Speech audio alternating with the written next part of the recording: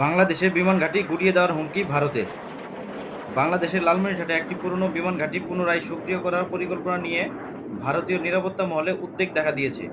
বিশেষ করে ভারতের সাবেক উপসেনাপ্রধান লেফটেন্যান্ট জেনারেল সুব্রত সাহা মন্তব্য করেছেন যে প্রয়োজনে এই ঘাঁটি গুঁড়িয়ে দিতে ভারতের খুব একটা সময় লাগবে না। তিনি আরও বলেন, শিলিগুড়ি করিডোরের সংবেদনশীলতা বাড়িয়ে তুলতে বাংলাদেশ চীনের সহযোগিতায় এই ঘাঁটি নির্মাণ করতে চাইছে। এই প্রতিক্রিয়ার পেছনে ভারতের কৌশলগত উদ্বেগ রয়েছে।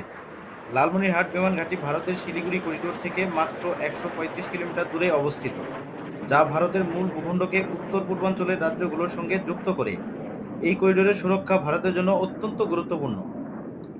বাংলাদেশ সরকার জানিয়েছে, এই প্রকল্পটি এখনও সম্ভাব্যতা যাচাইয়ের পর্যায়ে রয়েছে এবং এটি দেশের প্রতিরক্ষা ও বেসামরিক অবকাঠামো শক্তিশালী করার উদ্দেশ্যে নেওয়া হয়েছে।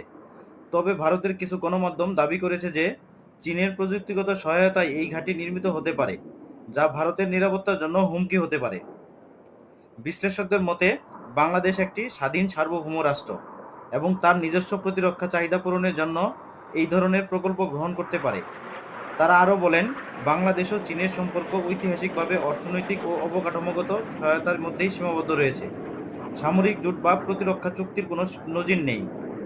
এই পরিস্থিতিতে দুই দেশের মধ্যে কূটনৈতিক সংলাপ ও পারস্পরিক আস্থা বৃদ্ধির মাধ্যমে উত্তেজনা প্রশমিত করা যেতে পারে। আপনার কি মনে হয়, ভারত বাংলাদেশের বিমান ঘাঁটিতে হামলা করবে,